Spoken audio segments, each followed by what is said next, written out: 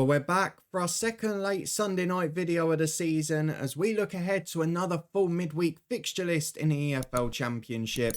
It is match week 11 and across Tuesday and Wednesday night we will see all 24 teams in action. As always, we'll preview and predict all of the matches and encourage you to do exactly the same down in the comments. Give us your score predictions for match week 11, and if you beat or match my overall score, you will get a shout out in that next video on Thursday when we look ahead to match week 12.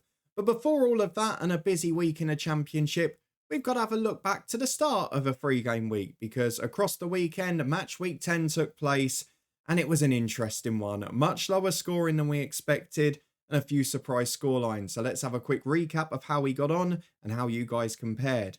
We start with Friday night, where I was 1 goal away from getting it right, but one of the few to predict a Leeds victory. That was part of 6 points for me, all for correct outcomes. Just missing out on that perfect score, which is why so many of you got level or above me. Cardiff City obviously won by a few more than we predicted.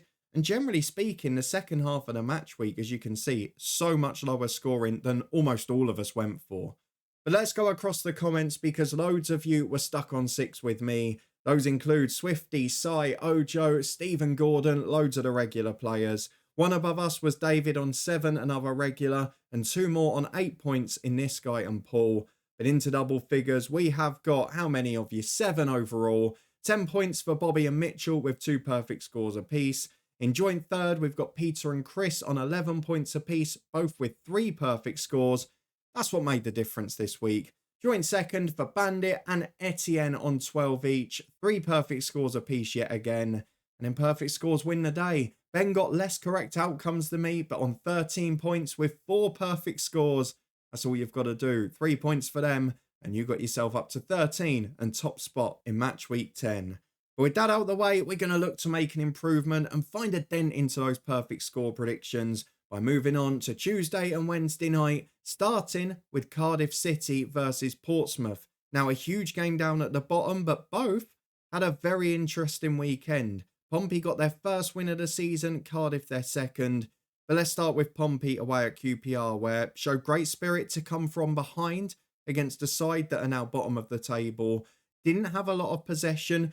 Really impressed me with Messinho that he was willing to adapt his style. And yes, I know on another day they could have lost the game. They've still got a problem that, as well as not being able to score many, they're giving up hatfuls of chances. That has to change if they want to stay up. But there were signs in that game that Messinho was willing to change his style and adapt the team to play a bit more on the counter-attack, completely give up possession, which so far he's only really done against the top teams. And on that occasion, it worked. They nicked the win. You've got to give them credit, because that might just be the confidence builder they needed. And to only let him 1 after their defensive record this year, I know it could have been more, but not the worst in the world. They come up against a Cardiff side who had struggled to score prior to this, but are no longer the lowest scorers in the Championship after a 5-0 win against Plymouth, over doubling their goal tally for the year.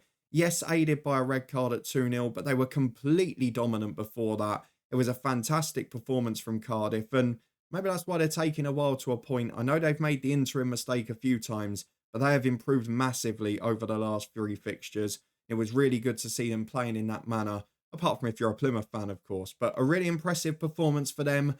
I don't think we're going to see a repeat of the 5-0. I think we'll see Pompey sit in, try and play on the counter again. They've not scored a huge amount this year. Cardiff, to be fair, have only conceded 1 in their 3 games under interim management. So I'm going to go for a low-scoring one, and I'm going to go for Cardiff to replicate what they did against Millwall and nick a 1-0 home win against Portsmouth. The second one could be a huge one in that title race as Leeds United host Watford. A quick apology for missing Friday's live stream due to illness, but Leeds United were magnificent, weren't they? Dominant from pretty much start to finish against Sheffield United. Yes, at times still lacked the cutting edge, but some really great football, a really brilliant performance, restricted Sheffield United to next to nothing, and on another day could have had 1 or 2 more. It was just an exemplary display, and when you consider Leeds have played, or had prior to the weekend, played all of the existing top 6 in the Championship already, I think it just shows you that if they get on a roll, if they can keep it going in front of goal, despite having key players at the spine of their team out, Leeds are going to be very hard to topple this season.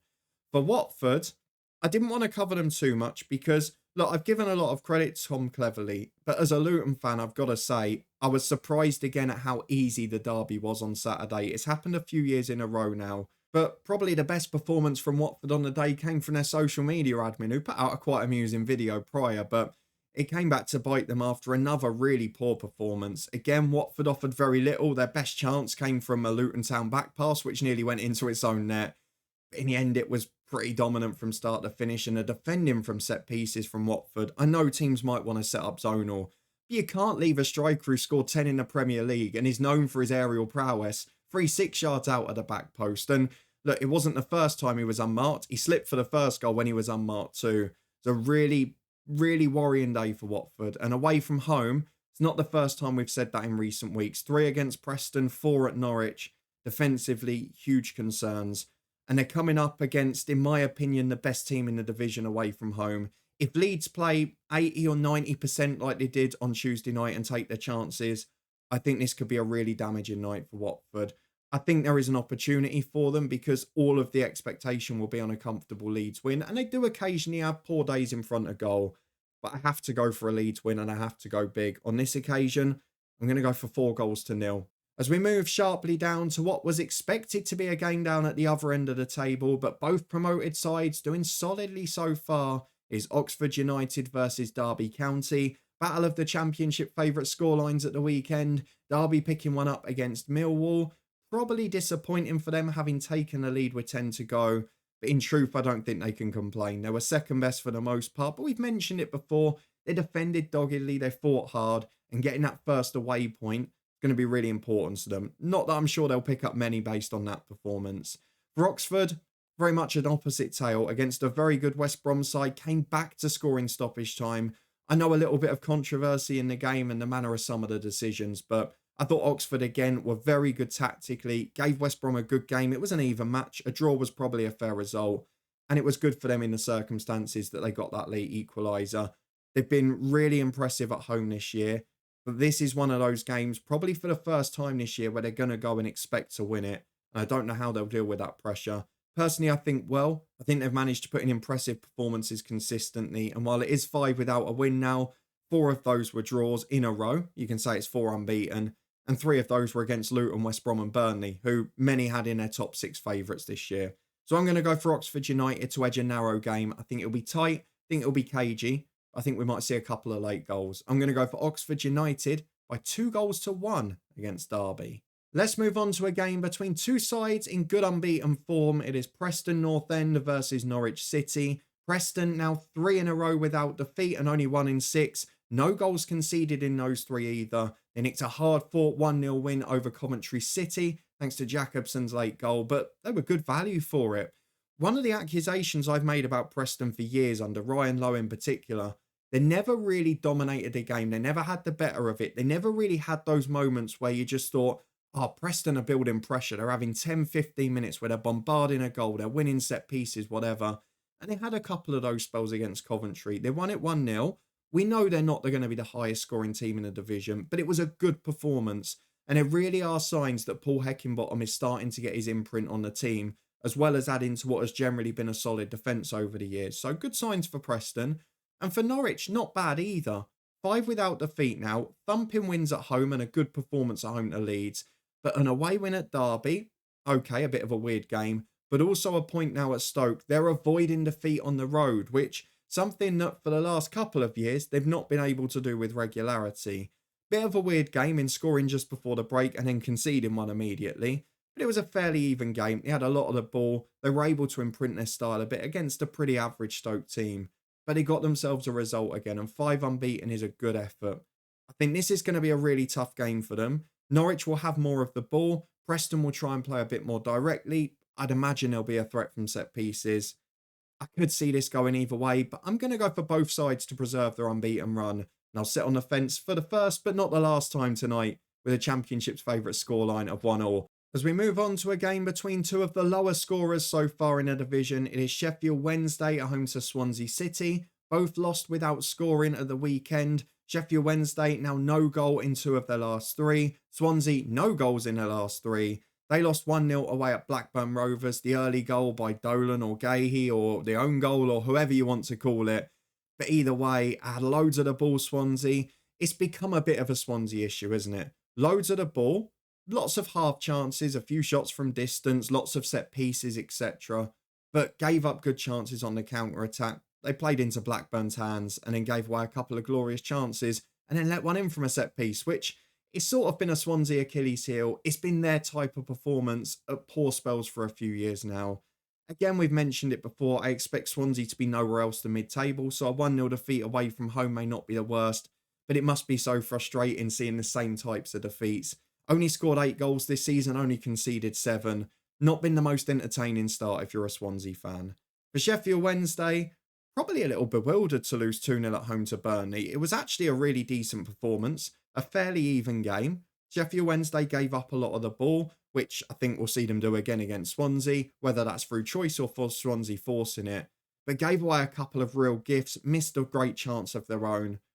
And in the end, a game that could have easily been a 1-1 draw ended up being a 2-0 defeat. So Sheffield Wednesday will be targeting this game, looking to get a victory against a side that don't offer too much of an attacking threat. And I think they might nick one. Sheffield Wednesday have put in better performances in the last 4 games or so. A draw at Bristol City, the 2 other victories, they've played well in all of them. And they weren't bad at Luton when they lost as well. So I'm going to go for them to nick this game. I have to go low scoring on both of their recent efforts. I'm going to go Sheffield Wednesday by 1-0 and Swansea to go 4 without scoring. Now, I don't want to kibosh things here, but if the next game doesn't have Championship's favourite scoreline written all over it, I don't know what does. It is Stoke City versus Bristol City, the battle of the 2 most inconsistent sides officially in the 4 years or so we've been doing this. Firstly, I know they didn't deserve the win on the pitch. I know they were completely outplayed. But Bristol City, a brilliant effort defensively, a really good win for them against Middlesbrough. Brilliant for Liam Manning as well. Obviously wasn't able to be there due to the tragic circumstances the week prior. But you've got to give Bristol City one thing. They fought hard, they battled hard, and they kept a rare clean sheet. I'm not sure if they play like that against most teams they will. The amount of chances Middlesbrough missed, which we'll get to later, was pretty frightening again. But really good on the counter-attack, ruthless from Bristol City. And again, adapted their style, took their handle off the possession, sat behind the ball and sat in a shape well. So credit where it's due there. And that is now 5 unbeaten for them as well. It must be said, I know 3 of them are draws, but they've kept that little run going and they've pushed into the top half. For Stoke City, it's now 3 unbeaten. But we've not seen any real follow-up on that Pompey win. Another pretty low-scoring game with not that many chances against Norwich City. Did well to equalise almost instantly after conceding and maybe just shaded the number of chances in the game, but gave up possession against Norwich, gave up probably the best chance or 2 of the match. But in the end, a point, probably a fair result in that game. I'm still not convinced by Narcy Palak's side. That Pompey game, everything they hit went in. Other than that, they've still not won in their last 6. Or in any of the other games Narcy Palak's taken charge of. He's managed 5 now since he's been there. So I'm reserving judgment for now, but you know the scoreline I'm going to go for. It might not be right, but 2 of Bristol City's last 4 games have ended as a 1-1 draw. Stoke did at the weekend as well. I'm going for the Championship's favourite scoreline, but we know they're both inconsistent, so literally anything could happen. Don't be shocked if it's 3-0 either way. The final game on Tuesday, the feature match on TV, is Queen's Park Rangers versus Coventry City. And I'm not sure, based on last season, many would have had this as a relegation battle with 10 games gone. Both separated by 1 point at the bottom of the table.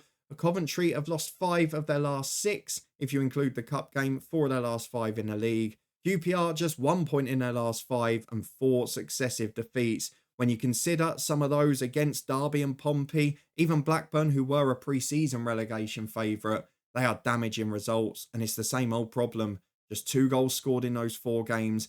Cannot put the ball in the back of the net regularly. Even that Pompey game, look, I know defensively there were errors, but the Ilias Chair chance, for example, you can't miss those. And QPR are going to have a real problem this season. They're just not putting the ball in the back of the net consistently. I mentioned it when Frey came and played at Luton. Looked a world beater that day. He's so inconsistent. You've got to have players who are going to do it regularly. For Coventry, it's been a similar issue actually. If you take away the 3 against Blackburn, just 2 scored in their other 4 games recently in that poor run. And they're battling at the bottom, which they always tend to do early in the season. But the manner of some of those defeats, particularly the Preston one, where they were actually second best against a team that rarely dominates a match, must be a cause for concern too. So a pretty hard one to call.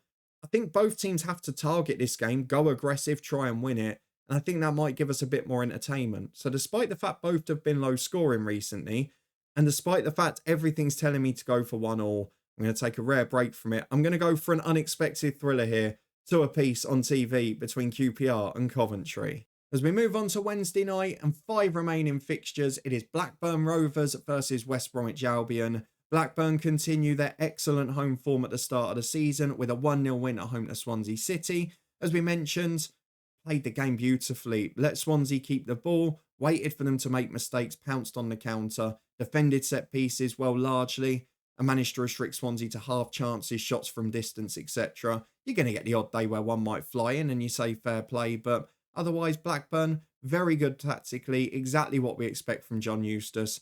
And to have them in 6th after 10, I know it's been largely points at home. He's done an excellent job, so big credit to him. For West Brom, Carlos Corberán will be a frustrated man. They probably didn't deserve to win at Oxford United. Obviously some controversy during the game, as we mentioned, but a real sucker punch late on to concede that goal. Oxford United probably deserved it, and it wasn't a great performance, but we mentioned it, West Brom aren't that sort of team who just go and win 4, 5 or 6. They're incredibly disciplined, they're good defensively, and that's backed up by 3 clean sheets in their last 6 as well. Only real poor day's been at Sheffield Wednesday in that regard. But just starting to dry up in front of goal now. Josh Maja had that electric start. Who's going to do it moving forward?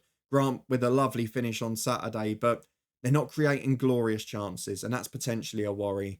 I'm going to have to sit on the fence for this one again. I know Blackburn just win at home, but I'm going to back West Brom to nick one from somewhere. A 1-0 defeat wouldn't surprise me. I know a lot of you will go for it. I'm chucking the Championship's favourite scoreline in again. My 3rd of the match week, and still not my last. I'm going for 1 goal apiece at Ewood Park. 4 to go as we move on to the side that just lost at home to Sunderland in controversial fashion as I'm recording this. It is Hull City versus Burnley. Hull lost 1-0 to Sunderland, as I mentioned. Bit of a weird goal they conceded, obviously, with a corner routine where it kind of got in the way with the referee and player or whatever. But they had a chance not to give it away and then to defend it after. And you have to say, whether it's controversial or not, the amount of times Hull City are getting caught from their own corners and either conceding or conceding great opportunities is really frightening. I will say, though, in terms of structure and discipline on and off the ball, a much better performance from Hull. You can see the effects of the international break defensively, but the flip side of that and the caveat is they didn't manage a shot on target against Sunderland and they didn't really threaten to score at most points. So you've got to say that's a bit of a problem area for them. It was the same thing under Rossini, which is you can't get both, either free-flowing or defensively solid. It seems to be one of the two. But a much better performance overall against a very good side. So I think still promising signs and better than it was at Norwich for sure. For Burnley, 4 clean sheets in a row, a 2-0 win at Sheffield Wednesday. The goals were gifts, and my concern remains that they're not creating many great chances. They're not scoring a lot of goals. They're not opening teams up at will. They don't look like a dominant side at the top, but much like they did early in the Vincent Kompany promotion season, they've been incredibly solid, and that's something that was levelled against them last year. They've adapted, they've mixed up their style of play a bit, and ultimately, if Hull City play into their hands, they do make errors defensively at times. They do give away chances from their own corners, and I look at Hull's corner setup, I look at how Burnley scored against us, Luton, on the opening day. Very similar situations where we're a bit too aggressive. I just think Burnley hit them on the counter. So again, don't think they'll run away with it. I think it'll be a comfortable win in terms of scoreline. A 2-0 victory for Burnley again on the road. 3 to go, and it's the game I'm going to be at next at Kenilworth Road. Luton Town versus Sunderland. We mentioned Sunderland briefly a moment ago. That 1-0 win at Hull City. An efficient performance. Maybe got a little bit fortuitous. Both the referee collision before the goal, but also Chris Mepham just before half-time. A pretty clear handball just outside the box. Might have been in a bit of trouble if that had been spotted. Hard one for the officials at the distance it came from and over the shoulder with the body blocking, but a little bit fortuitous. Otherwise, though, Sunderland very solid, well set up. Love the way that they adapt tactically in every game, and after a couple of away performances, they needed that. They did create the best chances of the match. They do look a real threat going forward, and I thought Isidore, who got the goal with a lovely finish, led the line brilliantly throughout, despite the fact that the wingers and those behind him maybe didn't have their best matches.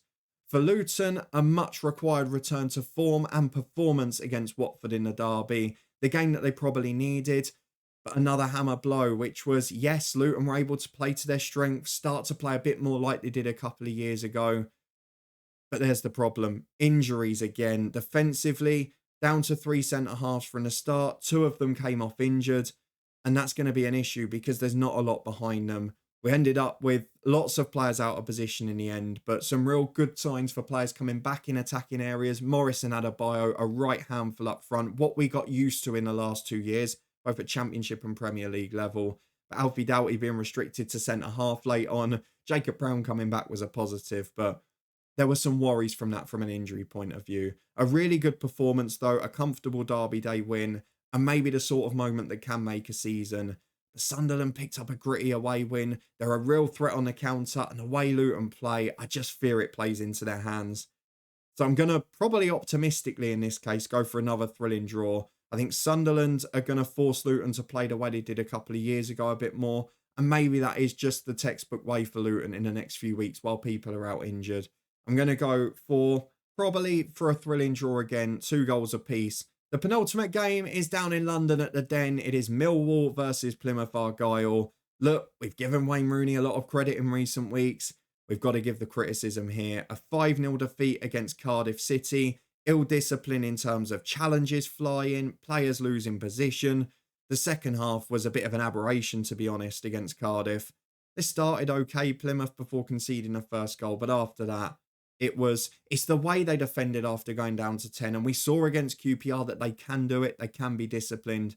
They're all over the shop in that game. So a day they've got to write off, much like the opening day against Sheffield Wednesday, and bounce back. For Millwall, a 1-1 draw against Derby. They'll probably be happy after going a goal down to get something out of the game. But they dominated the match. They should have won it. And we've seen with Millwall a few times this season, they have taken the ascendancy and dominated games, but not been able to put them to bed. And whether that's due to poor defending in the earlier matches or not being able to take chances later on, it is becoming a bit of a frustration for them. And actually, they're flirting with danger near the bottom there, despite the fact they've probably dominated and done enough to win 3 or 4 matches already. So concerns for Millwall on that front. They've got to win this one, though. Plymouth looked really poor the last game. They've been poor on the road all season, despite the fact a lot of the games have been closer. I'm going to go for Millwall to pepper them in wide areas and with set pieces, and to win this one at the Den by 2-0 against Plymouth Argyle. And the final game, the feature one on Wednesday night, is Middlesbrough versus Sheffield United.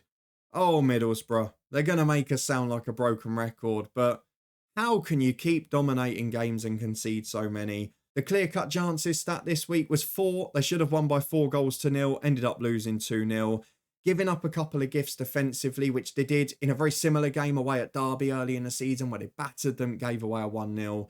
Yes, Bristol City were ruthless with their chances, but Borough, 20 shots, only hit the target twice. So many chances missed, and glorious ones as well. I don't really know what to say. I don't know what the answer is, and Michael Carrick must be tearing his hair out because probably from box to box, they're one of the best teams in the Championship. They've dominated so many matches, but they just cannot put the ball away. And if they had, they've scored 10 goals, which is the least of anyone in the top half so far. If they put the ball in the back of the net, they'd be right up there with the top boys. As it is, they're coming into this off back-to-back defeats and relying on clean sheets to get anything from matches. For Sheffield United, the final unbeaten record is gone. They were, I think Chris Wilder said, comprehensively beaten by Leeds, who were magnificent against them.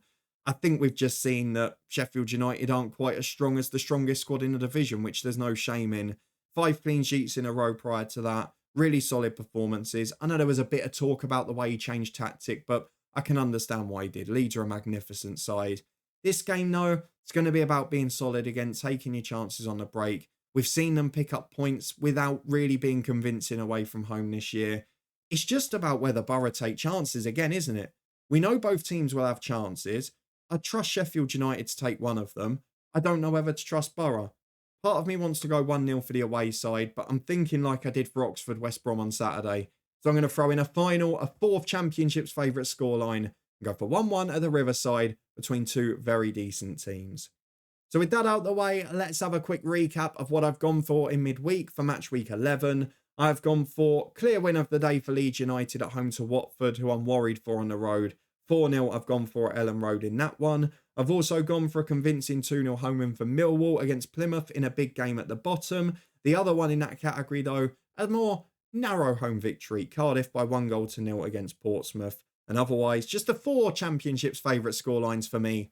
How many are you going to go for? Do you agree or disagree with my predictions? Let me know in the comments below. Give me yours for match week 11. And as always, if you beat or match my overall score, you'll get a shout out in Thursday's recap when we return to look ahead to match week 12. It promises to be an exciting midweek, so if you did enjoy this video and preview, please do chuck a thumbs up on it, subscribe and turn that notification bell on to stay up to date with everything on the podcast. There's also a new series on my Football Manager channel, you can check that out up in the eye above. But thank you very much for watching, for joining me as always for the predictions and getting involved. And I'll see you back here on Thursday as we do it all again. A 3-game week comes to a close. We'll see you for match week 12 on Thursday evening.